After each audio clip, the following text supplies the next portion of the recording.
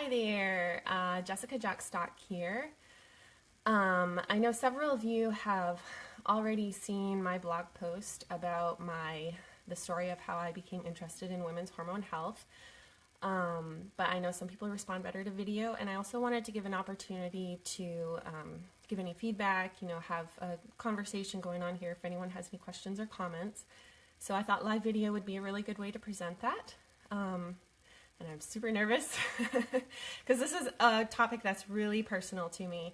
I'm going to, share some really personal details here. So here we go. All right, so I'm going to start by just reading some statistics about women's hormone health.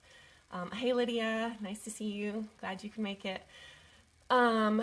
So this is from Alyssa VT's book, Woman Code. Over 20 million women suffer from PCOS, fibroids, endometriosis, painful, difficult, or heavy periods, and thyroid and adrenal issues. More specifically, 1 in 9 women suffers from PCOS. Fibroids occur in 3 out of every 10 women over the age of 35, though women in their 20s can have them too.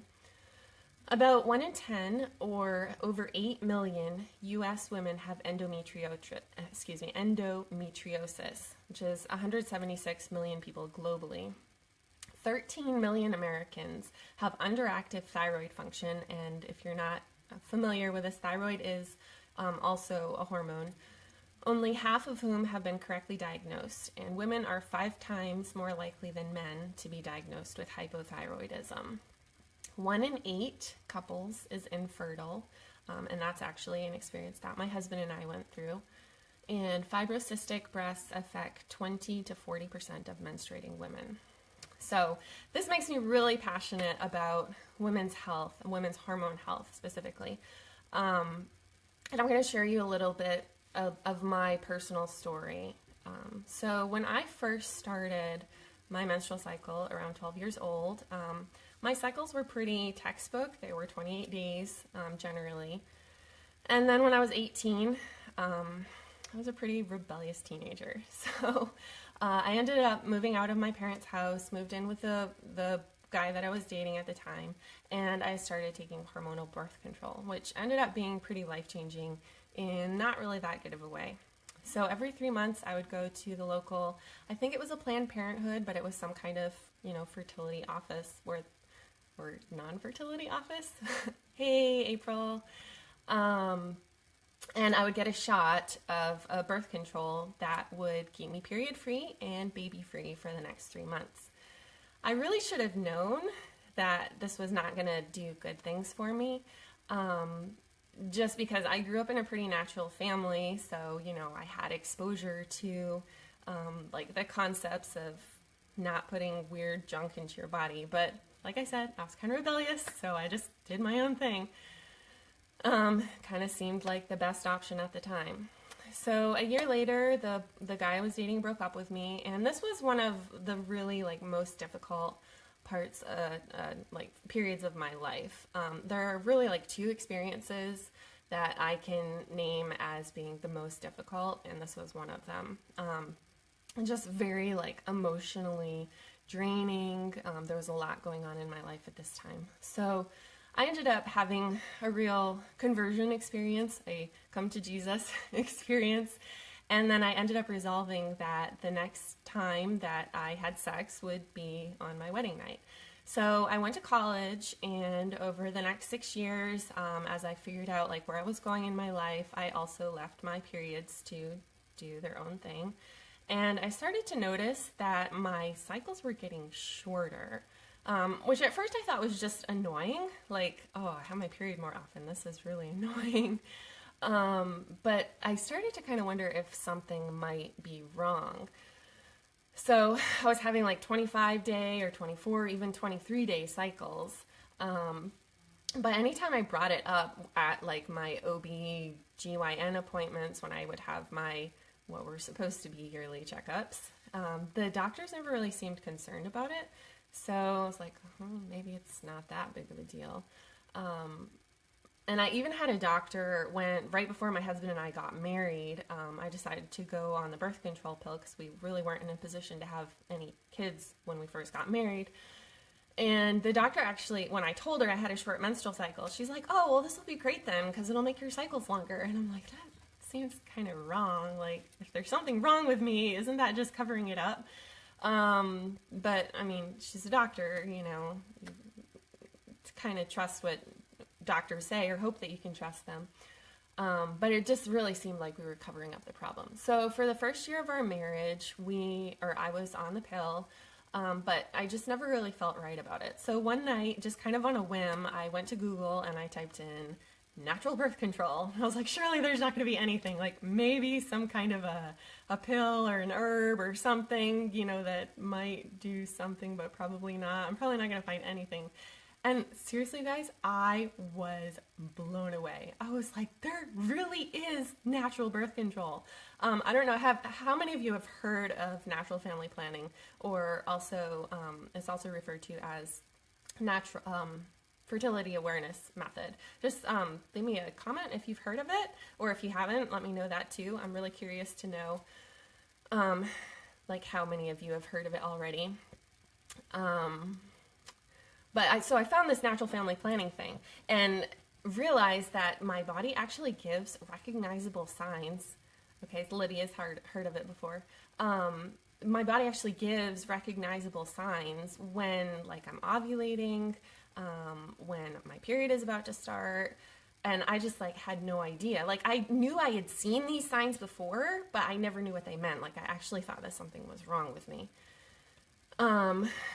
So I bought this book called Taking Charge of Your Fertility, which is a really fantastic book. If you have not read it, you should, because I really feel that all women should understand how their cycles work.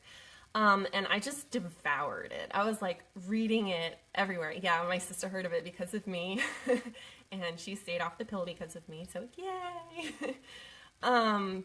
So I got this book and I just read it like everywhere. I even went to visit, I think I was going to visit my family up in Maine, and I was on a plane and I was like reading this book on the airplane, and it was kind of awkward because there are like all these people around me and I'm like, okay, this is kind of weird. And there are like diagrams and stuff, but whatever. I had to read this book because it was amazing. So the month of our first anniversary, I finished reading the book. I felt like I really had a good grasp on how this thing worked. So I stopped taking the pill and we started using natural family planning. And it was actually really cool. Like, I was very nervous at first that I wasn't going to be able to do this properly and we were going to end up getting a surprise baby or something.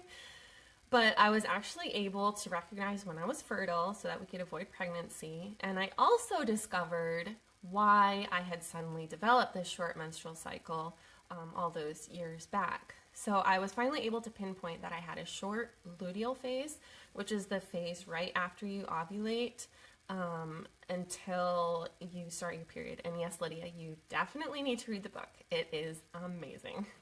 And I can let you borrow my copy if you want to. Would be very glad to do that. So a short luteal phase is often linked to low progesterone. So it was exciting to finally know kind of what was going on, but it was also a little bit scary because low progesterone is often linked to miscarriage. And my husband and I did want to have kids, so we were kind of nervous that when we started trying to have kids, we might lose our babies. And so I began reading everything I could about correcting low progesterone, tried several supplements and natural solutions, tried to get rid of endocrine disruptors in our house. But I still had a short menstrual cycle by the time that we decided we were ready to start trying to have a baby. So even though we knew this was a potential, we decided to try anyway. And this was the second most painful. At the beginning I said that there were like 2 times in my life that I could pinpoint as being like the most painful times in my life, and this was the second one. When in the span of 6 months, we had 3 miscarriages. I'm going to start tearing up right now talking about it. And while this was happening, at the same time, like right as I was losing the second pregnancy, my mother-in-law contracted this serious case of bacterial meningitis, and like we thought she was gonna die. She was in the hospital. She ended up losing an eye from the infection. She's fine now, but it was really scary at the time. And then later, my dad was in this really bad bicycle accident. Like, we didn't know if he was going to survive, and he had brain injury. And it was just a really, really hard time in our lives. So we ended up, shortly after all of this happened, we moved we were living in Maryland at the time, and we moved to South Carolina for my husband's work. And there was a lot of like stress that disappeared when we came down here.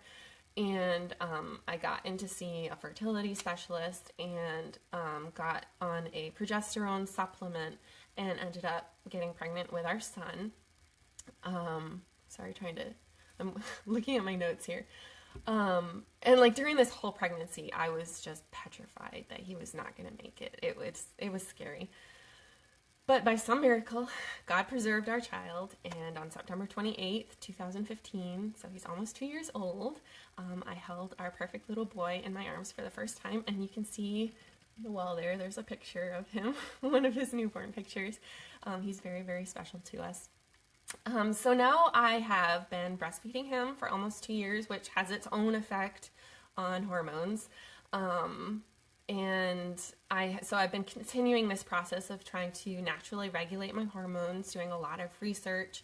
And along the way, I've come across some things that have been really effective and some things that haven't helped me quite so much. So that's kind of my goal going forward. With my blog and these videos I'm going to be doing, I will be sharing with you ways that you can regulate your own hormones, that you can kind of like figure out how your body works.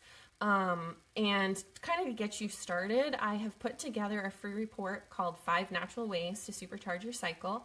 And I put a link in the description of this video. So it's a link to the blog post that I did on the same topic. So if you go to that link and go all the way down to the bottom of the blog post, there is a link to sign up for the for the free report.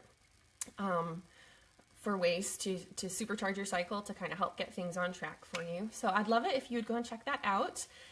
And thank you all for being here today. Have had some good interaction, so I'm glad to see that. And I will talk to you all later. Thanks for tuning in.